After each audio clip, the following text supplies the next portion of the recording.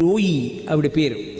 ఒకానొకప్పుడు తులసీదాస్ గారు ఇంటికి అతిథులు వచ్చారని గబగబా వెళ్ళి వాళ్ళని భోజనానికి రమ్మన్నారు. వాళ్ళందరూ వచ్చారు. ఇంట్లో బియ్యపు గింజ లేదు. పాపం ఆ లోయి పక్కనున్న వర్తకుడి దగ్గరికి వెళ్ళి అప్పు ఇమ్మని అడిగింది. ఏం పెట్టి తీరుస్తావు అని అడిగాడు. ఎప్పటికో అప్పటికి తీరుస్తాం, అతిథులు వచ్చారు, నా కోసం భర్త కోసం కాదు, ఆ వచ్చిన అతిథుల కోసం. నా భర్త మాటిచ్చాడు అన్నం పెడతానని, అందుకని సరుకులు అప్పిమ్మంది. ఆయన నవ్వి అన్నాడు, నువ్వు నాకు పొందు సుఖాన్ని ఇస్తే నేను నీకు సరుకులు ఇస్తాను, నేటి రాత్రి నా కోరిక తీరుస్తావా అన్నాడు. భర్త మాట నిలబడాలి, మహాత్ములకి అన్నం పెట్టాలని, ఆయన మాట పోకూడదని సరేనని సరుకులు తెచ్చింది. వచ్చిన అతిథులకు అన్నం పెట్టేశారు. వచ్చిన వాళ్ళు సామాన్యులు కారు, నామదేవు వంటి మహానుభావులు. వాళ్ళందరూ వెళ్ళిపోయారు.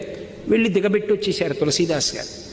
వచ్చేసిన తరువాత పాపం భార్య ఏడుస్తూ చెప్పింది, నేను ఇటువంటి మాట ఇచ్చాను మీరు ఇచ్చిన మాట నిలబడ్డం కోసం.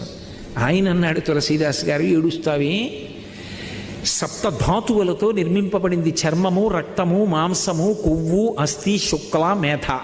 దీనికి 9 కన్నాలు, 2 కళ్ళు, 2 ముక్కులు, 2 చెవులు, 6, నోరు 7, మలద్వారము, మూత్రద్వారము. ఇందులో 10 వాయువులు, ప్రాణ, అపాన, వ్యాన, ఉదాన, సమాన, నాగ, కూర్మ, కృకర, ధనంజయ దేవదత్తములు. అటువంటి రొంపి కంపు తొట్టి దీన్ని కాసేపు ఆయన శరీరం పక్కన చేరిస్తే ఇంతమంది మహాత్ములకి అన్నం పెట్టడానికి సరుకులు ఇచ్చాడా? ఎంత తక్కువకి ఎంత పుణ్యం ఇచ్చాడు! ఆయనకి నమస్కారం. బయట వర్షం పడుతోంది, వర్షంలో తడిసి వెడితే ఆయనకి ఇబ్బంది, గొడుగు పట్టి తీసుకెడతానని తీసుకెళ్ళాడు. రామనామని చెప్తూ బయట నించున్నాడు. లోయి తలుపు కొట్టింది. అవతల ఆయన తలుపు తీశాడు. ఇంత రాత్రి వర్షంలో ఎలా వచ్చావన్నాడు. నా భర్త గొడుగు పట్టి తెచ్చాడని. నీ భర్తకి ఎందుకు వచ్చావో తెలుసా అన్నాడు. తెలిసి ఆయనే తీసుకొచ్చారు, ఇంతమంది మహాత్ములకి అన్నం పెట్టడానికి నువ్వు ఉపకారం చేశావని నా భర్త అన్నాడండి. నిజమా అని బయటికి వచ్చి చూశాడు. రామనామం చెప్తూ రమించిపోతున్నాడు తులసీదాస్ గారు. ఒక్కసారి ఆయన వంక ఇలా చూశాడంతే. చూసి చూడడం ఏమిటి, ఆ దివ్యమైనటువంటి ఆ భక్తుడి వంక చూసేటప్పటికీ ఆయన సత్వగుణం, ఆయన నిత్యతృప్తి, ఆయన గుండెల్లో గుడి కట్టి భగవంతుణ్ణి ఆరాధిస్తున్న తీరుకి ఆయన్ని చూడగానే ఆయనెక్కడా నేనెక్కడా, అది బ్రతుకంటే, నా బ్రతుకే అనిపించింది. వెళ్ళి కాళ్ళ మీద పడ్డాడు. అయ్యా, నా వ్యాపారం అంతా మూసేస్తున్నాను, నా అవన్నీ దానం చేస్తాను, నన్ను శిష్యుణ్ణి చేసుకోండి, మీ వెంట వచ్చేస్తున్నానని మారిపోయాడు. ఒక్క మహాత్ముడి దర్శనం అంత మారుస్తుంది. అందుకే లోకంలో ఏం చెప్తారంటే, ఏదైనా దొరుకుతుందేమో కానీ మహాత్ముడి యొక్క దర్శనం దొరకదు. దొరికినా ఆయన గడప దాటి ఇంటికి రావడం అసలు సాధ్యం కాదు, అంత తేలిక విషయం కాదు. వచ్చినా ఆయన ఇంత పదార్థం తినడం, మంచినీళ్లు తాగడం సంభవం కాదు. నిజంగా అలా భగవంతుణ్ణి నమ్ముకున్న భాగవతుడు ఎవరైనా ఇంటికి వస్తే ఈశ్వరుడు పరవశించిపోతాడు, వాడు వచ్చాడు రా ఇంటికి అని. అందుకని గంగాభ శంభుసేవనం సతాం సంగో. అందుకే పెద్దలు ఒక మాట చెప్తారు, త్యజదుర్జన సంసర్గం భజ సాధు సమాగమం కురుపుణ్య మహోరాత్రం స్మరనిత్యమనిత్యతాం. మర్చిపోద్ది 4 మాటలు. ఏవి? త్యజ దుర్జన సంసర్గం, దుర్మార్గులతోటి సహవాసము వద్దు, విడిచిపెట్టే ప్రయత్నపూర్వకంగా, పాడైపోతావు లేకపోతే. త్యజన దుర్జన సంసర్గం భజ సాధు సమాగమం. ఏది ఏమైపోని సాధు పురుషులతోటి సహవాసం మాత్రం విడిచిపెట్టకు. కురుపుణ్య మహోరాత్రం, రాత్రి పగలు అని చూడకు, పుణ్యం చేసేసాయి, ఎందుకంటే మళ్ళీ శరీరం ఉంటుందని నమ్మకం లేదు. కురుపుణ్య మహోరాత్రం స్మరనిత్యమనిత్యతాం. ఏది శాశ్వతము ఏది అశాశ్వతము ఆలోచిస్తుండే ఇప్పుడు. ఈ 4 మర్చిపోకు అని సత్పురుషుల యొక్క గొప్పతనం ఎక్కడుంటుందో చెప్తారు. గంగా పాపం శశి తాపం. గంగా నదిలో స్నానం చేస్తారు. గంగా తాపం పోవాలంటే చంద్రబింబం వంక చూసి వెన్నెల్లో కూర్చుంటారు. శశి తాపం. దీనత్వం పోవాలంటే, నాకు ఇది లేదు అన్న భావన పోవాలంటే కల్పవృక్షం యొక్క అనుగ్రహం ఉండాలి. దైన్యం కల్పతరుస్తథా. కానీ తాపంచ దైన్యంచ హంతి సజ్జన దర్శనం. ఒక్క మహాత్ముడి వంక ఇలా 2 కళ్ళెత్తి చూస్తే చాలు. ఆయన కదిలి వెడుతున్న గంగానది, ఆయన వంక ఇలా చూస్తే చాలు. అందుకే శివమహాపురాణంలో ఒక మాట చెప్తారు, మహాపురుషుడైనటువంటి వాడు, పరమ భాగవతోత్తముడైనటువంటి వాడు పూజ చేసుకోగానే బయటికి వస్తుండగా ఎవరైనా చూస్తే ఆ రోజున వాడు త్రివేణీ సంగమ స్నానం చేశాడని ఫలితం వేస్తాడు. ఒక్క సత్పురుషుడు కానీ కనపడితే జీవితంలో ఆయన వంక నువ్వు ఇలా చూస్తే ఆ రోజున గంగా స్నానం చేసిన ఫలితం వేస్తారు, పాపం పోతుంది. కల్పతరువు దగ్గరికి వెళ్ళి నిలబడిన పుణ్యం ఇస్తారు. అందుకే అప్పటి వరకు ఏ కోరిక నీకు తీరలేదో అది తీరుతుంది. మనసులో ఉన్న పరితాపం పోతుంది. చంద్రబింబం దగ్గర కూర్చుంటే ఉన్న చల్లదనం మనసులో వస్తుంది. 3 ఇవ్వగలిగిన వాడు ఒక్కడే, ఒక్క సత్పురుషుడు. ఆయన ఇద్దామనుకుని తిరగడు, ఈశ్వరుణ్ణి నమ్ముకుని తిరుగుతుంటాడు. అందుకే సత్పురుషుల యొక్క సహవాసం అంత గొప్పది. వాళ్ళ కోసం భగవంతుడు వెంటబడి తిరుగుతూ ఉంటాడు. తులసీదాస్ గారు చచ్చిపోయిందని తెలియక ఒక వ్యక్తిని బ్రతికున్నాడనుకుని బ్రతికున్నాడన్న మాటతో మాట్లాడారు. టక్కుని లేచి కూర్చున్నాడు. పాదుషాకి చెప్పారు, ఓ చచ్చిపోయిన వాళ్ళని బతికించగలవుట, ఏది నా దగ్గర కూడా ఒక చమత్కారం చెయ్యి అన్నాడు. నేను చెయ్యను, నేను అన్న మాట రాముడు నిజం చేస్తాడు, నాకు వాటితో సంబంధం లేదన్నాడు తులసీదాస్ గారు. అలాగా, కొరణాలతో కొట్టండి, ఎందుకు చేయడం అన్నాడు. భటులు వచ్చి కొరణాలు పట్టుకుని కొట్టబోయారు. ఇలా చేతులు ఎత్తారు, అంతే. కోట బురుజుల మీద ఎక్కడ చూసినా కోతులు వచ్చి కూర్చున్నాయి మహోగ్రంగా. ఒక్కొక్క కొరడా చెయ్యెత్తిన వాడిని 2 కోతులు పట్టుకున్నాయి. హడిలిపోయి పాదుషా సింహాసనం విడిచిపెట్టి పారిపోయాడు కోటలోకి. అప్పుడు తులసీదాస్ గారు హనుమాన్ చాలీసా చేశారు. అంత శక్తివంతమైంది హనుమాన్ చాలీసా. సత్పురుషుడికి ఆపద కలిగితే పరమేశ్వరుడు చూస్తూ ఉంటాడు, కాపాడుకుంటాడు. అందుకే అటువంటి సత్పురుష సహవాసమును విడిచిపెట్టవద్దు. ఎవరో ఒక సత్పురుషుడితో ప్రయత్నపూర్వకంగా సహవాసం పెట్టుకోండి. ఆయన వెంట తిరగడం, ఆయన మాటలు వినడం నేర్చుకోండి.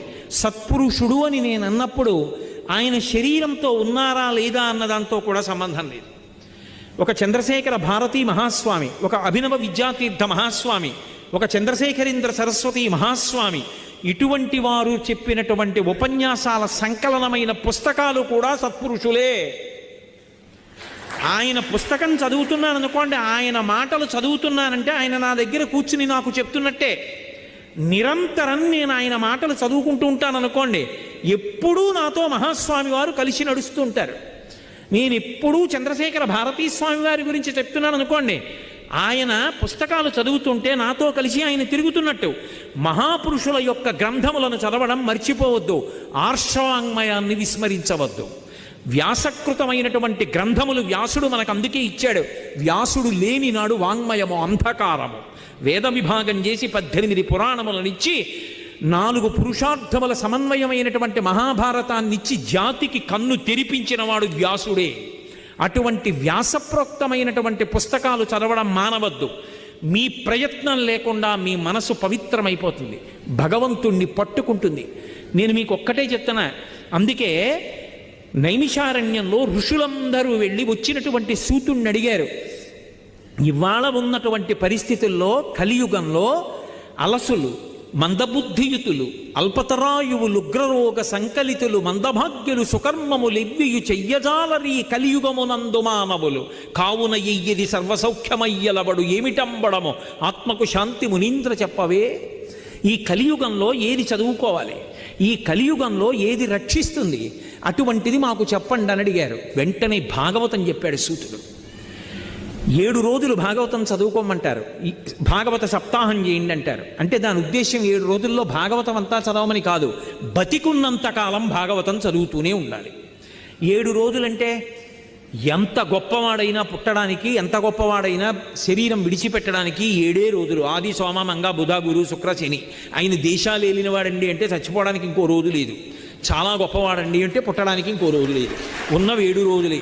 అందుకని భాగవతం సప్తాహం అంటే బతికున్నంతకాలం భాగవతం చదువుకో. భాగవతం చదువుకోవడం కలియుగంలో సమస్త పాపముల నుండి విముక్తి పొందడానికి సాధనం. అందుకే ఈ కలియుగమందు మానవులు అని అడిగారు ఋషులు. అటువంటి భాగవత గ్రంథాన్ని చదివితే మీ ప్రమేయం లేకుండా మీ మనసు భగవంతుడి దగ్గరికి ఎడుతుంది. అది భాగవతం గొప్ప. మీరు ప్రయత్నపూర్వకంగా పెట్టక్కర్లేదు, మీకు తెలిసి కానీ తెలియక కానీ. నవ్వుతూ కానీ సరదాగా కానీ భాగవతం చదవండి, మీ మనసు ఆయన దగ్గరికి వెళ్ళిపోతుంది. ఆ కృష్ణ భగవానుడు దశమస్కంధం లీలలు చదువుతూ ఉంటే అందున బాలకృష్ణుడి యొక్క లీలలు, అందుకే దశమస్కంధంతో మొదలు పెడతారు భాగవతం చదవడం. ఆ చిన్ని కృష్ణుడి యొక్క లీలలు చదువుతూ ఉంటే మీరు ఆంతరమైనటువంటి వేదాంతం తెలుసుకుని చదవండి, తెలుసుకోకుండా చదవండి, మనసుని పట్టుకుంటుందంటే. ఎన్ని లీలలు చేశాడండి మహానుభావుడు. పుడుతూనే ఓయమ్మ నీ కుమారుడు మా ఇండ్లను పాలు పెరుగు మన నీడమ్మ పోయదమెక్కడికైనను మాయన్నుల సురబులాన మంజులవాణి. ఇంట్లో పిల్లలకి పాలు లేవని బాలింతలు మొరలు పెట్ట పకపకన గియా బాలుండాలము చేయుచు ఆలకు గ్రేపులను విడిచ అంబోజాక్షి. వారిల్లు సొచ్చి కడవల దూరంబుగ నెయ్యి త్రాగి తుదనా కడవల్ వీరింట నీసుతుండిడ వారికి వీరికిని పెద్దవాదయ్య సతి. ఆడంజని మీగడ పెరుగోడక నీ సుతుడు త్రావి ఒక ఇంచు కథ కోడలి మూతింజరిమిన కోడలు ముచ్చనుచు అత్త కొట్టెల తాంగి. ఇన్ని వారిల్లు సొచ్చి పీటలు రోలు ప్రోవిడి ఎక్కి చేపెట్టజాలక కుండ కిందొక పెద్ద తూటునరించి మీ పట్టి మిగడపాలు చెరలు పట్టి త్రావెతలోదరి. ఒక్కొక్క చోటికి వెళ్ళేవాడు, వెన్నంతా తినేసేవాడు. అత్త కోడలు కలిసి ఎవరికి పెట్టేవారు కాదు. తినేసి కోడలు మూతికి వెన్న రాసి పారిపోయేవాడు. అత్తగారు పొద్దున్న లేచి ఖాళీ కుండలు చూసి కోడలు ముచ్చనుచు అత్త కొట్టెల తాంగి. రాత్రి నువ్వే తినేసావు వెన్నని చెప్పి అత్త కోడల్ని కొట్టేది. దాచుకోవడం గొప్ప కాదు, పెట్టుకోవడం గొప్ప. త్యాగే నైకే అమృతత్వమానసుహు నేర్పాడు. ఎన్ని లీలలు మీకు లోపలర్థం తెలియనివ్వండి, తెలియకపోనివ్వండి, ఆ బాలకృష్ణుడి చేష్టితములు చదువుతుంటే ఎంత సంతోషంగా ఉంటుందో. అంతవరకు ఎందుకంటే ఆయనకి స్నానం చేయడం జరిగితే చాలు, ఎంత మురిపంగా ఉంటుందో. నిజంగా ఆ చంటి పిల్లాన్ని తీసుకురావడం, పడుకోబెట్టడం, ఆయనకి నీళ్లు పొయ్యడం, ఆయన వీపు రుద్దడం, ఆయన ఒళ్ళు తుడవడం, ఆయన్ని జోలపాడడం, ఆయన్ని పడుకోబెట్టడం. పసిపిల్లాడిగా కృష్ణ భగవానుడు చేసినటువంటి వృత్తాంతాల మీద మహానుభావులందరూ కూడా ధ్యానం చేస్తూ ఉండిపోయారు. మామూలుగా కాదు. వ్యాస భగవానుడి కన్నా పోతన గారి కన్నా మధుసూదన సరస్వతి కన్నా లీలాశుకుడు ఎంతమందో ఆ బాలకృష్ణుడి యొక్క లీలలు తలుచుకొని సమాధిలోకి వెళ్ళిపోయారు. ఒకడికన్నా ఒకడు ఎన్ని అనుభవించారో, ఎన్ని దర్శనాలు పొందారో. ఈ మాట అన్నాను కాబట్టి ఒక విషయం చెప్తాను. లీలాశుకుడు ఎంత గొప్పగా అనుభవించాడంటే, బాలకృష్ణుడు ఎవరికి దొరికేవాడు కాదు, దొంగతనం చేసి పారిపోయేవాడు. భాగవతంలో లేదు కానీ ఒక చోట చెప్తారు. ఒక తల్లి ఏం చేసిందంటే ఎలా అయినా పట్టుకుందామని కుండ ఉట్టికి గంటలు కట్టేది. ఇప్పుడు వచ్చి కుండ ముట్టుకుంటే గంటలు అవుతాయిగా, పట్టుకోవచ్చు, రెడ్ హ్యాండెడ్గా దొరుకుతాడు అని.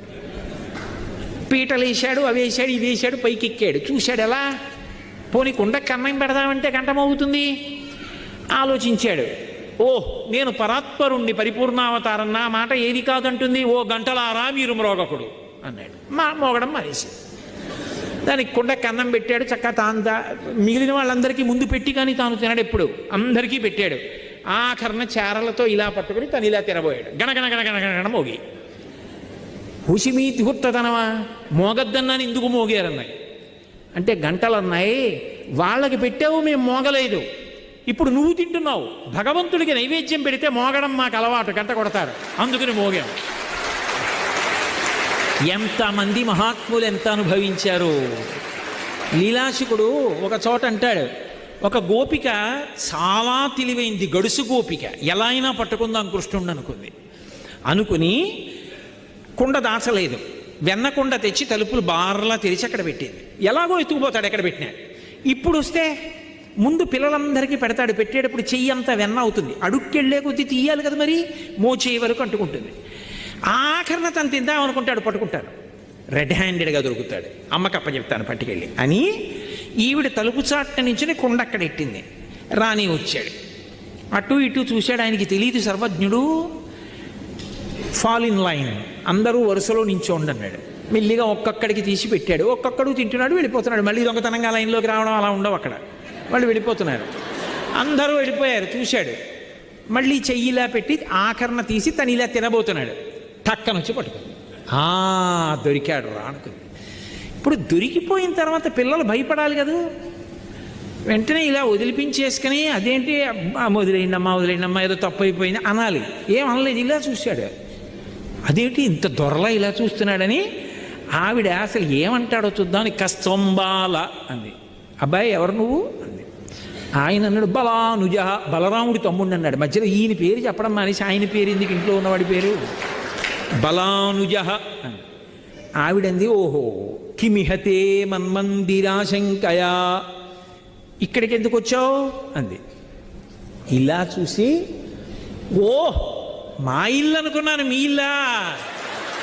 కిమిహతే మన్మందిరాశంకయా యుక్తం తమన్నవనీతపత్ర వివరే హస్తం కిమర్థం యసేహే మాతకంచన వత్సకం మృగయితం మాగా విషాదం క్షణ ఇత్యేవం వరవల్లవీ ప్రతివచ కృష్ణస్య పుష్ణాతునః.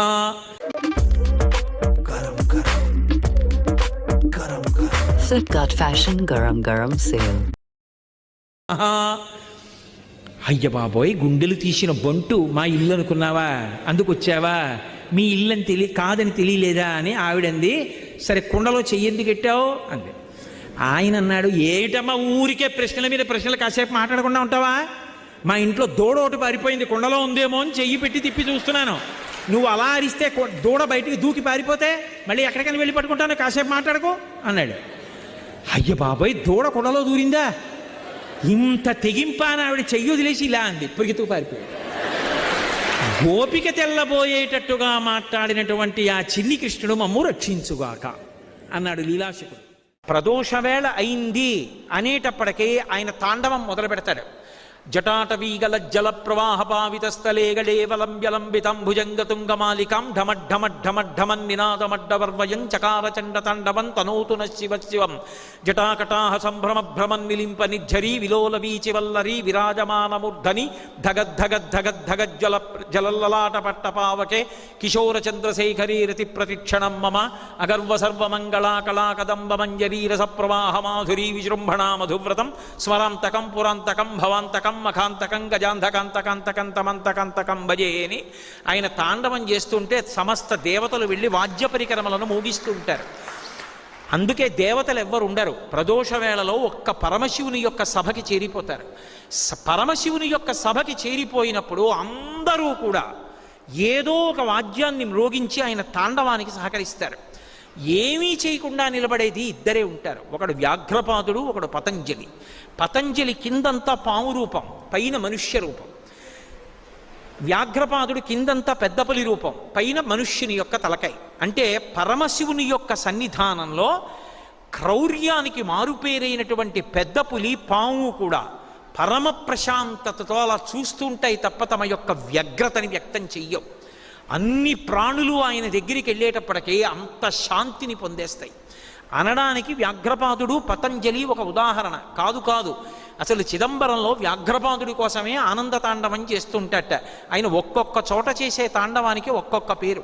చిదంబరంలో చేసే తాండవానికి ఆనంద తాండవం అని పేరు. అటువంటి మహానుభావుడు అటువంటి దక్షిణామూర్తి రూపంగా మౌనంగా ఉంటాడు. చిదంబరంలో ఎంత ప్రఖ్యాతితో ఉన్న శివలింగాన్ని చూశానో మళ్ళీ ఇక్కడ భిక్షీశ్వర స్వరూపంలో భిక్షీశ్వరుడిగా ఉన్న దేవాలయంలో దక్షిణామూర్తి శివలింగాన్ని ఇవాళ దర్శనం చేసి అంత పరవశాన్ని పొందాను నేను. కాబట్టి చిదంబర క్షేత్రం అంత వైభవమైనటువంటి క్షేత్రం. అక్కడ వ్యాఘ్రపాదుడు, అక్కడే మాణిక్యవాచకర్లని పరమశివుడు అనుగ్రహించాడు.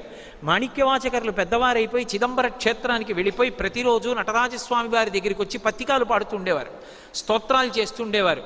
ఒకరోజు మాణిక్యవాచకర్లు ఇంటికి వెళ్ళిపోయిన తరువాత పరమశివుడు ఆయన వెంట వెళ్ళాడు. ఏమో వృద్ధ బ్రాహ్మణ రూపంలో వెళ్ళి ఏవో చాలా స్తోత్రాలు చేశావు, పాటలు పాడావని విన్నాను, ఏది జ్ఞాపకం ఉంటే అన్నీ పాడు వింటానన్నాడు. అయ్యో, భగవంతుడి గురించి పాడడం అంటే, భగవంతుడి గురించి స్తోత్రాలు పలకడం అంటే అలసట అని తెల్లవారిపోతోంది ఆయన పాడుతూనే ఉన్నాడు. పరమశివుడు వృద్ధ బ్రాహ్మణ రూపంలో వెళ్ళి మాణిక్యవాచకర్లు చెప్పినటువంటి వాటన్నింటినీ కూడా తాళపత్ర గ్రంథాల మీద రాసి తెలతెలవారిపోతూ ఉండగా లోపలికి వెళ్ళి చిదంబరంలో నటరాజస్వామి వారి సన్నిధానంలో గడప మీద తిరువాచకము అని పేరు పెట్టి ఆ పుస్తకాన్ని అక్కడ పెట్టి వెళ్ళిపోయి నటరాజస్వామి వారి యొక్క అధికార ముద్ర వేశాడు దాని మీద. అర్చకులు సుప్రభాతం పాడడానికి వచ్చి గడప మీద చూశారు, తిరువాచకం పుస్తకం కనపడింది. తిరువాచకం పుస్తకం ఇంట్లో ఉంటే చాలు. ఈ మధ్య దాన్ని ఆంధ్రీకరించారు కూడా. ఆ పుస్తకంలో ఉపోద్ఘాతం రాశాడు. ఇంతటి మహానుభావుడు. ఈయన మాటలు మాణిక్యాలు. మళ్ళీ ఈయన మాటలు వ్రాసి ఉండకపోతే భవిష్యత్తరాలకు అందవు. అందుకే చిదంబర క్షేత్రానికి అధినాథుడని ఆకాశలింగ స్వరూపుడైనటువంటి నేనే రాత్రంతా మాణిక్యమాయి ఆయన మెడలో పడితే బయటికి వచ్చి నటరాజస్వామిని ఆనందాశ్రువులతో స్తోత్రం చేస్తే నందనారులో ఉన్న తేజస్సు జ్యోతి రూపంలో చిదంబరంలో నటరాజస్వామిలో కలిసిపోయింది. ఎంతమంది భక్తుల్ని అనుగ్రహించినటువంటి క్షేత్రము చిదంబర క్షేత్రం. నరస్వరూపంలో వినాయకుడు ఉండేటటువంటి ఏకైక క్షేత్రం చిదంబరం. ఇన్ని ప్రత్యేకతలు సంతరించుకున్నటువంటి చిదంబర క్షేత్రంలో ఈ సమస్త భూతములు దేని నుంచి వచ్చాయో ఆ మూల కందమును అక్కడ చూడాలి. అది భౌతికంగా వస్తు రూపంలో చూడడం కుదరదు. మానసికంగా భావనారూపంగా ఎవరు చూస్తారో వాడు తరించిపోయినట్టే. అందుకే ఆకాశాద్వాయు వాయోరగ్ని అని ఈ సృష్టి జరిగినప్పుడు మొట్టమొదట ఆకాశం, ఆకాశంలోంచి అగ్ని, అగ్నిలోంచి నీరు, నీటిలోంచి పృథివీ, ఇలా వరుసగా ఒక్కొక్క భూతం ఏర్పడి ఈ సమస్త బ్రహ్మాండములుగా విస్తరించింది. దీనికి అంతటికీ ఆధారభూతము ఆకాశము. ఆకాశము చెక్కు చెదరదు. అందుకే ఆకాశమునందు మార్పు ఉండదు. మార్పు లేనిదేదో అదే పరమేశ్వరుడు. జగత్తంతా కూడా మారిపోతుంది. షడ్వికారములతో ఉంటే జగత్, షడ్వికారములు లేకుండా ఏ మార్పు లేకపోతే ఈశ్వరుడు. జగత్ అని దేని పిలుస్తారంటే జాయితే గచ్చతే, ఇది జగత్, వచ్చి వెళ్ళిపోతుంది. అందుకే 6 వికారములతో ఉంటుంది. అంతకుముందు లేదు. పుట్టినది, పుట్టినది, ఉన్నది, అసలు బతికి ఉండాలి కదా. ఉన్నది, పెరిగినది, పెరిగినది మార్పు చెందినది, మార్పు చెందినది తరిగినది, తరిగినది నశించినది. ఓ కొబ్బరి చెట్టు అంతకుముందు లేదు, పుట్టింది. ఆ పిలక పైకి వచ్చింది, ఉంది, ఏ పశువులు తినేయలేదు, ఎవరు తొక్కేయలేదు. పుట్టినది, ఉన్నది, పెరిగినది, పెరిగినది కొన్నాళ్ళ తర్వాత కన్నాలు పరిపోయి వంగిపోతుంది. మార్పు చెందినది, తరిగినది, క్షీణించిపోతుంది, విరిగి కింద పడిపోతుంది. నశించినది, 6 మార్పులతో శ్లోకం అంతా వెళ్ళిపోతుంది. ఏ మార్పు లేకుండా ఉండేది ఏదంటే ఆకాశం ఒక్కటే. ఆకాశానికి మార్పు ఉండదు, అది ఆధారభూతమై అలాగే ఉండిపోతుంది. అందుకే ఖ అంటే సంస్కృతంలో ఆకాశం. ఇక్కడ పరమాత్మ అలాగే ఉంటాడు. సు, ఆకాశం బాగుందంటాడు ఒక్కొక్క రోజున. అబ్బా ఏమండి ఎంత తపించిపోయామండి, రోహిణీ కార్తీ ఎండలు 50 డిగ్రీలు కూడా వచ్చేసింది కదండి మంథనిలో. అబ్బా ఇవాళ వానబడి కాస్త ఆకాశం నల్లగా మేఘావృతం అయితే ఎంత హాయిగా ఉందంటారు అంటాడు. ఆకాశంలో మార్పు లేదు. ఆకాశంలోకి నల్ల మబ్బులు వచ్చాయి, ఆకాశం అలాగే ఉంది. ఎండ కాసినప్పుడు అలాగే ఉంది, మబ్బులు వచ్చినప్పుడు అలాగే ఉంది. మబ్బులు వచ్చి నీకు బాగుంటే సు, అప్పుడు ఖా నీకు సు బాగుంది, సుఖ. నీకు అది నచ్చలేదు, దు, దుఃఖ. ఖా అలాగే ఉంది. నీకు నచ్చితే సుఖ, నీకు నచ్చకపోతే దుఃఖ. భావనలు, మనసు, ద్వంద్వములు నీవి, ఏవీ లేనివాడు వాడు. వృషద్విచిత్రతల్పయోర్ భుజంగముక్తిక స్రజో గరిష్టరత్నలుష్టయో సుహృద్విపక్షపక్షయో తృణారవిందచక్షయో ప్రజామహీ మహేంద్రయో సమప్రవర్తయన్మన కదా సదాశివం భజి. ఆయన ఎప్పుడూ ఒకలాగే ఉంటాడు. ఆయనలో ఏ మార్పు ఉండదు. ఏ మార్పు ఉండనది ఖ. ఆ ఖ ఆకాశం. అందుకని ఆ ఆకాశ స్వరూపుడై అంతటా ఉండేవాడు. ఏ వికారములు ఉండవు కాబట్టే నిత్యయవ్వనుడు. నిత్యయవ్వనుడు అని ఎలా అంటాం? నేనున్నాను అనుకోండి, నేను నిత్యయవ్వనుడిని ఏం గాను. ఒకప్పుడు నేను 26 ఏళ్ల వయసులో ఉన్నాను, ఇప్పుడు ఈ శరీరానికి 26 ఏళ్ళు కాదు 54 ఏళ్ళు. అంటే దీనికి వృద్ధాప్యం వచ్చేసింది అనొచ్చేమో. కాబట్టి ఇది ఎప్పుడూ యవ్వనంలో ఉండదు. శివుడు ఎప్పుడూ నిత్య యవ్వనంలో ఉంటాడు, యువకుడు ఆయన. అందుకే ఆయన గురించి చెప్తూ చిత్రంబట తరోర్మూలే వృద్ధా శిష్యా గురుర్యువా గురోస్తు మౌనం వ్యాఖ్యానం శిష్యాస్తు చిన్న సంశయా. అమ్మవారు నిత్యయవ్వన మదశాలిని, ఆవిడ నిత్యయవ్వనంలో ఉంటుంది, ఆయన ఎప్పుడూ యవ్వనంలో ఉంటాడు. అంటే మనం ముసలాళ్ళం ఎందుకైపోతున్నామంటే కాలమునకు లొంగిపోతున్నాం. ఆయన కాలమునకు లొంగడు, కాలం ఆయనకు లొంగుతుంది. అందుకని కాలాతీతుడు, కాలకాలుడు ఆయన. అందుకని పరమశివుడు శాశ్వతుడు, నిత్యుడు. ఇది చెప్పడం ఆకాశ స్వరూపం. అటువంటి ఆకాశంగా ఆయనని చిదంబరంలో ఎవడైనా చూడగలిగితే, అంటే మనసులో అటువంటి భావము రూఢము చేసుకుని దర్శనము చెయ్యగలిగితే, అలా చేసిన వాడు ఇక పుట్టవలసిన అవసరము లేదు. మరి అంతకుముందు పాపాలుంటేనండి, ఇందాక చెప్పే కదా దూదికొండలో నిప్పు నిరుసు. కాబట్టి దర్శనాదభ్రసదసి, చిదంబరం వెళ్ళి దర్శనం చేసుకుంటావా అలాగా, ఇక పుట్టవలసిన అవసరం లేదు. వెళ్ళు, అన్నాడు. అయ్యి బాబోయ్, మీరు చెప్పారు కానండి, ఇవన్నీ ఏమిటి, విష్ణువు ఏమిటి, శివుడు ఏమిటి, మారమణుడు ఏమిటి, ఉమారమణుడు ఏమిటి, దక్షిణామూర్తి ఏమిటి, శివకామసుందరం ఏమిటి, ఈ అల్లరంతా ఏమిటి, ఆకాశం ఏమిటి, కాయ ఏమిటి, అన్నిటికీ అతీతం ఏమిటి, మూడు మూర్తులు ఏమిటి, నటరాజు ఏమిటి, బ్రహ్మ ఏమిటి, విష్ణువు ఏమిటి, లయకర్త ఏమిటి, మళ్ళీ లయంలో మూడు ఏమిటి, ఏమిటి ఈ అల్లరంతా, అయ్యి బాబోయ్ మాకు జ్ఞాపకం ఉండదండి, మేము చూడలేము, ఇంకో మాట ఏమైనా చెప్పండి, ఇంకొంచెం తేలిగ్గా చెప్పండి అంటే, దర్శనాథ ప్రసదసి జననాత్ కమలాలయే, కమలాలయంలో పుడితే నీకు ఇక మళ్ళీ పుట్టవలసిన అవసరం ఉండదు, అదే చివరి పుట్టుక. చివరి పుట్టుక అని గుర్తు ఏమిటంటే కమలాలయంలో పుడతావు. కమలాలయం అంటే తిరువారూరు, ద్రవిడ భాషలో అయితే తిరువారూరు అని పిలుస్తారు. కమలాలయ అన్న మాటకు అర్థం ఏమిటంటే క అంటే బ్రహ్మశక్తి, మ అంటే విష్ణుశక్తి.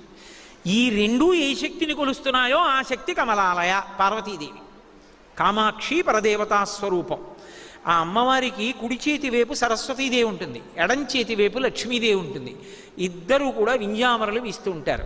కలియుగం కదూ, ఎక్కడ చూసినా కుడి చేతి వైపు లక్ష్మిని, ఎడం చేతి వైపు సరస్వతిని చూపిస్తూ ఉంటారు. పరమ తప్పు. కుడి చేతి వైపు సరస్వతి ఉండాలి, ఎడం చేతి వైపు లక్ష్మి ఉండాలి. శంకరాచార్యుల వారు కూడా సౌందర్యలహరి చేస్తూ కమలాలయా స్వరూపాన్ని వర్ణించారు. అందుకే ఎప్పుడైనా అమ్మవారి పూజ చేస్తే కమలే కమలాలయే ప్రసీద ప్రసీద అంటుంటారు. ఆమె సరస్వత్యా లక్ష్మ్యా యది విధిహరి సపత్నో విహరతే అని శంకరాచార్యుల వారు ఏదో ఆయన ఎటువంటి వైభవాన్ని పొందుతాడంటేట, ఆ లక్ష్మీ సరస్వతుల చేత వింజామరలు వీయబడుతున్నటువంటి పరదేవతా స్వరూపానికి నమస్కరించినటువంటి వాడు, ఆ తల్లిని భక్తితో సేవించినవాడు ఎటువంటి స్థితిని పొందుతుంటాడంటే సరస్వత్యా లక్ష్మ్యా విధిహరి సపత్నో విహరతే. ఆయన ఆ భక్తుణ్ణి చూసి చతుర్ముఖ బ్రహ్మగారు అసూయ పడతాట. ఇదేమిటి, నా భార్య కదా సరస్వతీదేవి, నాకు ఉండవలసినటువంటి సరస్వతీ విలాసం కన్నా కూడా ఎక్కువ విలాసం ఈయన ఎందుందే, ఇంత గొప్ప అనుగ్రహం సరస్వతీదేవిది ఈమెకి ఎలా వచ్చింది అనుకుంటాట. అంత గొప్ప సరస్వతీ కటాక్షం పొందుతాడు. రెండవది శ్రీ మహావిష్ణువు అనుకుంటారట, లక్ష్మీ నా భార్య కదా, నేను పొందవలసిన ఐశ్వర్యం కన్నా వీడికి ఎక్కువ ఐశ్వర్యం ఉందేమిటి అని విష్ణువు తెల్లబోయేటంత ఐశ్వర్యాన్ని పొందుతట. అంటే దాని అర్థం ఏమిటి, నిజంగా ఏదో అంత ఐశ్వర్యం అంత విజ్ఞానం అని కాదు. దాని అర్థం ఏమిటంటే ముందు సరస్వతిని చెప్పారు శంకరాచార్యుల వారు. అందుకు కమలాలయ, సరస్వతి కుడి చేతి వైపు ఉంటుంది. సరస్వతి లేని లక్ష్మి భయహేతు, పతనహేతు. సరస్వతీ కటాక్షం లేదనుకోండి, వాడికి 10 అంకులు కూడరా అన్నారనుకోండి భయం, చెక్కు రాసి సంతకం పెట్టమంటే భయం, తన ఆస్తి ఎంతుందో తెలియదు, వేలిముద్ర వెయ్యాలంటే భయం, ఇంత డబ్బుంది ఎవడేం చేస్తాడో భయం. సరస్వతీ కటాక్షం ఉందనుకోండి, అప్పుడు తనకి ఎంత ఉందో, తను దేని మీద సంతకం పెట్టాడో తనకి తెలుసు, లేకపోతే భయం. సరస్వతీ కటాక్షం లేకపోతే దేనికి దానం చెయ్యాలో తెలియదు, దేనికి దానం చేయకుండా ఉండాలో తెలియదు, ఎక్కడ ఖర్చు పెట్టాలో తెలియదు, ఎక్కడ ఖర్చు పెట్టకూడదో తెలియదు. ఇది తెలిసి ఉండాలంటే సరస్వతీ కటాక్షం ఉండాలి. సరస్వతీ కటాక్షం ఉంటే లక్ష్మీ కటాక్షం తానే ఉంటుంది, ఇక వేరే ఉండక్కర్లేదు. అందుకే విద్వాన్ సర్వత్ర పూజ్యతే. సరస్వతీ కటాక్షం ఉన్నటువంటి వాడికి కొత్తగా ఆయన గౌరవింపబడడానికి ఆయనకి ఏదో తక్కువ అవుతుందన్న మాట లోకంలో ఉండనే ఉండదు. నాకేవో 4 ముక్కలు వచ్చని కదా మీ అందరూ కింద కూర్చుని నన్ను ఒక్కడిని ఇంత పరుపేసి మెళ్ళో దండేసి కూర్చోబెట్టారు. సరస్వతీ కటాక్షం ఉంటే లక్ష్మీ కటాక్షం ఉంటుందనడానికి ఇంతకన్నా ఉదాహరణ ఇక్కడ మీ ఎవరికైనా 2 ఫ్యాన్లు ఉన్నాయా? నాకు ఒక్కడికే ఉన్నాయి. అంటే సరస్వతీ కటాక్షం కించిత్తున్న నాకే ఇంత లక్ష్మీ కటాక్షం ఉంటే సరస్వతి ఉన్న చోట లక్ష్మి ఎందుకు ఉండదు? సరస్వతి ఉండి లక్ష్మి ఉంటే భద్రత, సరస్వతి లేని లక్ష్మి భయహేతు. సరస్వత్యా లక్ష్మ్యా విధిహరి సపత్నో విహరతే రతే పాతివ్రత్యం శిథిలయతి రమ్యేన వపుషా. సరస్వతీ కటాక్షం లక్ష్మీ కటాక్షం ఉన్నాయి. పొద్దున్న చూస్తే రాత్రి కల్లోకి వస్తాడు, అంత భయంకరంగా ఉంటాడు ఆయన. ఏమైనా ఉపయోగం ఉందా? ఉండదు. కానీ కమలాలయ, ఆ అమ్మవారిని కానీ సేవిస్తేట ఎటువంటి అదృష్టాన్ని పొందుతాడంటే, ఆయన రతీదేవి కన్నా కూడా, రతీదేవి భర్త అయిన మన్మధుని యొక్క అందం కన్నా కూడా గొప్ప అందగాడవుతాట.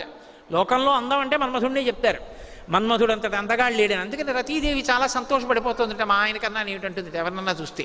మళ్ళీ ఆ మన్మధుడి అందాన్ని తొలగదోయగలిగినటువంటి వాడు విష్ణువు, విష్ణువు అందాన్ని తొలగదోయగలిగిన వాడు శివుడు. కాబట్టి నేనేదో ఆధారం లేకుండా ఈ మాట అంటున్నానని మీరు అనుకోకండి. కందర్పదర్ప రసుందర దివ్యమూర్తే కాంతా కుచాంబురుహ కుట్మలలోల దృష్టే కళ్యాణ నిర్మల గుణాకర దివ్య కీర్తే అంటున్నామా వెంకటేశ్వరుణ్ణి. కందర్పదర్ప రసుందర దివ్యమూర్తే. కందర్పుడు అంటే మన్మధుడి కన్నా అందమైనటువంటి తండ్రి. ఆయన కొడుకు ఈయన. కానీ కొడుకు బాగుంటాడా నాన్నగారు బాగుంటారంటే మళ్ళీ నాన్నగారే బాగుంటారంటే. ఆయనే అంత అందగాడు విష్ణువు. మన్మధుడి కన్నా అందగాడు విష్ణువు కన్నా అందగాడు శివుడు అని ఎక్కడుందండి అంటారేమో. వన్నే ఎనుగుతోలు దుప్పటము బువ్వా కాలకూటంబు చేగిన్నే బ్రహ్మకపాలముగ్రమగు భోగే కంఠహారంబు నిన్నీలాగున నుండియున్ తెలిసియున్ నీపాద మూలంబునం చేర్చెన్ నారాయణుడిట్లు మానసమునన్ శ్రీకాళహస్తీశ్వర. నేత్రార్పణేశ్వరుడని పరమశివుడి యొక్క అందాన్ని చూసి మోహించి 1000 పువ్వులతో పూజ చేస్తే శివుడు మోహం కల్పించడానికి ఓ పువ్వు తగ్గించాడు. తగ్గిస్తే విష్ణువు ఒక పువ్వు తగ్గిందని శంకరా నేను పూజలోంచి లేచిపోతాననుకున్నావా, నా కన్నులు పద్మాల్లా ఉంటాయంటారు. రామ కమలపత్రాక్ష సర్వసత్వ మనోహర రూప దక్షిణ్య సంపన్న ప్రసూత జనకాత్మజేని కదూ, నా కళ్ళు పుండరీకాల్లా ఉంటాయి పద్మాల్లా ఉంటాయని ఓ కన్ను పెకలించి పూజ చేశాడు. నేత్రార్పణేశ్వరుడిని ద్రవిడ దేశంలో క్షేత్రం. ఓ కన్నుతో పూజ చేస్తే శంకరుడు ప్రత్యక్షమై వెంటనే శ్రీ మహావిష్ణువుకి తన శరీరంలో సగభాగం ఇచ్చారు. అప్పుడు హరిహర స్వరూపం వచ్చింది. అంటే విష్ణువు కన్నా అందగాడు శివుడా కాదా? కాబట్టి లోకంలో మన్మధుడి కన్నా అందగాడు విష్ణువు, విష్ణువు కన్నా అందగాడు శివుడు. కానీ రతీదేవి మన్మధుడిని చూసి మా ఆయన ఎంత అందగాడో అంటుందిట. అలాంటి రతీదేవి కమలాలయని సేవించినటువంటి భక్తుడి యొక్క అందాన్ని చూసి ఏమిటో మా ఆయన కన్నా ఈయన చాలా బాగున్నారే అనుకుంటుందిట. మహాపతివ్రత అలా అనుకుంటుందా ఎక్కడైనా? మా ఆయన కన్నా ఆయన చాలా బాగున్నారు అనుకుంటుంది. అలా అనుకుంటే మరి శీలం పతనం అలా. రతేహ పాతివ్రత్యం శిథిలయతి రమ్యేన వపుషా. రతీదేవి యొక్క పాతివ్రత్యం శిథిలమైంది అలా అనుకోవడం వల్ల. అలా అనుకునేంత అందగాడు అవుతాట. ఎప్పుడు? కమలాలయ. తిరువారూరులో అమ్మవారిని పూజ చేస్తే అందుకని ఆవిడ కమలాలయ. కాబట్టి రతేహ పాతివ్రత్యం శిథిలయతి రమ్యేన వపుషా చిరంజీవన్నే వక్షపిత పశుపాశవ్యతికర. ఆయన ఎటువంటి ఐశ్వర్యాన్ని ఆయుర్దాయాన్ని ఆవిడ ఇస్తుంది అంటే చిరంజీవన్నే వక్షపిత పశుపాశవ్యతికర. ఇన్ని ఉన్నా 30 ఏళ్లకో 40 ఏళ్లకో శరీరం విడిచిపెట్టాడు అనుకోండి, అకాల మృత్యు వచ్చిందంటారు, అపమృత్యు దోషం వచ్చిందంటారు. కాదు, చిరంజీవ ఆయుర్దాయం ఎంత ఉండాలో కలియుగంలో అయితే 100 ఏళ్ళు బతికుంటాడు. బతికుండి సుఖాలు భోగాలు అనుభవించడమా? కాదు. క్షపిత పశుపాశవ్యతికర. తన పశుత్వాన్ని పోగొట్టుకుంటాడు. భక్తితో కర్మాచరణ చేసి చేసి చేసి చేసి జ్ఞానాన్ని పొంది ఆ జ్ఞానము వలన ఇక మళ్ళీ పుట్టవలసిన అవసరం లేకుండా పశుపతి యందు కలిసి. అందుకని కమలాలయ. అక్కడ ఉన్నటువంటి శివుడి పేరు త్యాగరాజస్వామి. అలా ఎక్కడా ఉండదు లోకంలో. ఒక్క తిరువారూరులో ఉన్నటువంటి స్వామికి త్యాగరాజు అని పేరు. త్యాగరాజు అంటే ఆ శివలింగానికి ఉన్నటువంటి పేరే. సంగీతత్రయంలో ఒకరైనటువంటి త్యాగరాజస్వామి వారికి వారి తల్లిదండ్రులు పేరు పెట్టుకున్నారు. త్యాగరాజు అన్న మాటకు అర్థం ఏమిటంటే భిక్షీశ్వరుడు అని అర్థం. భిక్షాటనమూర్తి అని పరమశివుని యొక్క లీలాస్వరూపాల్లో ఒకటి. ఎవరు భిక్షాటనమూర్తిగా నిలబడతాడో వాడే త్యాగరాజు. మళ్ళీ త్యాగరాజు ఎక్కడున్నాడు? మంధనిలో ఉన్నాడు. ఎందుకని? భిక్షేశ్వరుడు ఉన్నాడు. త్యాగ అన్న మాటకు అర్థం ఏమిటి? అన్నీ అందరికీ ఇవ్వగలగడం. అన్నీ అందరికీ ఇవ్వడానికి ఉన్నవాడైతే కదా ఇస్తాడు, లేనివాడు ఎక్కడిస్తాడు? తనకున్నవన్నీ అందరికీ ఇచ్చి తనకేమీ అక్కర్లేదు, వాళ్ళందరూ సంతోషంగా ఉన్నారు, నేను ఆనందంగా ఉన్నానన్నవాడెవడో వాడు త్యాగం ఉన్నవాడు. అందుకే నకర్మణాన ప్రజయాధనీన త్యాగే నైకే అమృతత్వమానసో పరేణ నాకం నిహితం గుహాయాం విభ్రాజతే తద్యతయో విశంతి వేదాంత విజ్ఞాన సునిశ్చితార్థా అని మనం తెల్లవారి లేస్తే కైవల్యోపనిషత్తులో మంత్రం చెప్పట్లా. కాబట్టి త్యాగే నైకే అమృతత్వమానసో, త్యాగము చేతనే అమృతత్వాన్ని పొందుతారు. పరమశివుడు అంతటా ఆయన నిండి నిబిడీకృతమై సమస్తము ఆయన సంపద. ఆయనదైనవన్నీ కూడా తనని ఆశ్రయించినటువంటి భక్తులకు ఇచ్చేస్తాడు. ఆయన ఇవ్వనిదన్నది ఉండదు. ఎందుకు ఉండదు అంటే ఆయన కరుణ అటువంటిది. శివా అని ఎలుగెత్తి పిలిస్తే చాలు, ఆయన ఇవ్వనిదన్నది ఉండదు. పిలిచి నేనేమీ చేయలేదన్నా సరే చాలురా, ఏం చేయలేదని ఒప్పుకున్నావుగా ఇచ్చేస్తున్నానంటాడు. శ్రీశైలేషు భజింతునో యభవు కాంచీనాథు సేవింతునో కాశీవల్లభు కల్వబోధన మహాకాళేషు పూజింతునో నా శీలం వడువైన మేరు వడుచున్ రక్షింపవే నీ కృపా శ్రీశృంగార విలాసహాసములచే శ్రీకాళహస్తీశ్వర అంటాడు దుర్జటి. నేనేమి చేయలేదు స్వామి, ఏం చెయ్యలేదని చెప్పుకుంటున్నాను కాబట్టి నన్ను అనుగ్రహించన్నాడు. అందుకే శంకరాచార్యుల వారు శివానందలహరి చేస్తూ కారుణ్యామృతవర్షిణం ఘన విపద్గ్రీష్మచ్చిదా కర్మఠం విద్యాసస్య ఫలోదయాయ అని ఆయన గురించి చెప్తూ కారుణ్యామృతవర్షిణం అంటారు. ఆయన కన్నులోంచి కారుణ్యము వర్షిస్తూ ఉంటుంది. ఒరే నన్ను ఎవడు పిలుస్తాడా రక్షించాలని చూస్తూ ఉంటాడు. శివుని శిరమున కాశిని నీళ్లు చల్లి పత్తిరిసుమంత నెవ్వాడు పారవయిచు కామధేనువు వానింటి గాడి పశువు అల్ల సురశాఖ వానింటి బల్లె చెట్టు. అంతటి సులభుడు, పిలిస్తే చాలు పలుకుతాడు. అంతటి దయ కలిగినటువంటి వాడు, అంతటి భక్తవశంకరుడు కనుక ఆయన త్యాగరాజు అయ్యాడు. నువ్వు నేను చెప్పినట్టుగా సమర్థవంతంగా ఇలా చేస్తే నేను ఇస్తాను తప్ప ఇలా చెయ్యలేదు కాబట్టి నేను ఇవ్వననేవాడు కాడు. గుండెలలో ఉన్న భక్తి ఒక్కటే చూస్తాడు. అందుకే శంకరులు వటుర్వాగేహి వాయతిరపి జటీవా తదితరో నరో వాయ కశ్చిద్భవతు భవకింతేన భవతి యదీయం హృత్పద్మం యది భవదధీనం పశుపతే తదీయస్త్వం శంభో భవసి భవభారంచ వహసి. ఎవరు హృదయ పద్మాన్ని శంకరుడి పాదముల దగ్గర పెడతారో వాళ్ళకి ఆయన వశవర్తి, వాళ్ళ వెంట పరిగెడుతూ ఉంటాడు. ఆయన బోయి తిన్నడికి ఏం తెలుసు? ఏమీ తెలియదు. కానీ శివలింగాన్ని చూశాడు. అయ్యో ఎప్పుడు తిన్నాడో అనుకున్నాడు. నిర్మాల్యం ఎప్పుడు తీశారో, స్నానం చేస్తే కానీ తినడే అనుకున్నాడు. ఆయనకి అంతే తెలుసు పాపం, అమాయకత్వం. మార్గావర్తిత పాదుకా పశుపతే రంగస్య కూర్చాయతే గండూషాంబు నిషేచనం పురరిపోర్తివ్యాభిషేకాయతే కించిద్భక్షితమంశేషకబలం నవ్యోపహారాయతే భక్తి కిం నకరోత్యహో వనచరో భక్త్యావతంసాయకే. ఆ తిన్నడు కాల్చిన అడవి పంది శరీరంలో బాగా ఉడికి రుచిగా ఉందనుకున్న మాంసఖండాన్ని నోటితో నవిలి చూసి తెచ్చి అక్కడ పెడితే తినేశాడు. నోట పుక్కిటి తెచ్చిన నీళ్లు ఉమిస్తే అభిషేకంగా స్వీకరించాడు. కాలి చెప్పుతో శివలింగాన్ని తుడిస్తే నిర్మాల్యాన్ని తుడిచినటువంటి కూర్చగా అంగీకరించాడు. శంకర, భక్తి ఉన్న చోట ఎంత వశపడిపోతావయ్యా అన్నారంటే తిన్నడు చేశాడని మనం చెయ్యొచ్చా? మన స్థాయికి తగినట్టు భక్తితో ఉండాలి తప్ప ఆయన చేశాడని చేస్తే అపచారం అవుతుంది. ఆయనకు అంతే తెలుసు, కానీ ఆయన భక్తికి వశుడైపోయాడు. వశుడైపోయి ఆయనకి ఇవ్వనిది ఏమిటి? భక్తులకు శంకరుడు ఏవివ్వగలడు అంటే తనకన్నా పై స్థానం ఇవ్వగలడు. తనకన్నా పై స్థానం ఏముంది కనుక అంటే ఆయనకి కోరిక తీరక కాళహస్తిలో తాను కిందుండి కొండ మీద తీసుకెళ్ళి తిన్నడిని కూర్చోబెట్టాడు. అందుకే కొండ మీద తిన్నడు ఉంటాడు, కొండ కింద శివుడు ఉంటాడు. ఒరే నేను కింద ఉంటాను, నువ్వు పైన ఉండరా అన్నాడు. భక్తులంటే ఆయనకి అంత ప్రీతి, అంత ప్రీతితో వ్యవహరించి భక్తులకు అన్నీ ఇవ్వగలడు. ఇచ్చి తాను భిక్షాటనమూర్తి కాగలడు. భిక్షాటనమూర్తి భిక్షేశ్వరుడు అంటే అర్థం భిక్ష కోసం వస్తాడు అని. ఒరే నీకు అన్నీ ఇచ్చానని అనుభవిస్తూ ఉండిపోవడం కాదు, నీ బుర్రలో నాకు చోటు తరించిపోతావు, మళ్ళీ పుట్టవలసిన అవసరం ఉండదు.